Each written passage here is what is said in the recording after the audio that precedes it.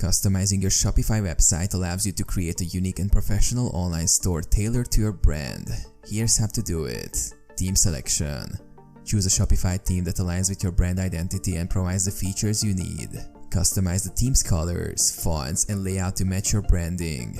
Logo and branding. Upload your logo and customize your website's color scheme to reflect your brand's identity. Consistent branding helps create a cohesive and memorable shopping experience for your customers. Homepage layout. Arrange elements on your homepage such as featured products, banners, and promotional sections to highlight your best-selling products and promotions. Use sections to organize and showcase your content effectively. Navigation menu. Customize your navigation menu to make it easy for customers to browse your website. Organize your menu items logically and consider adding drop-down menus for better navigation. Product pages. Customize product pages by adding high-quality images, detailed product descriptions, and compelling calls to action.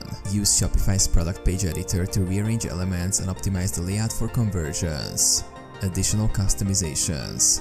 Explore Shopify's customizations options to personalize other aspects of your website, such as the cart page, checkout process, and footer. Add custom code or install Shopify apps to extend functionality and meet specific business needs.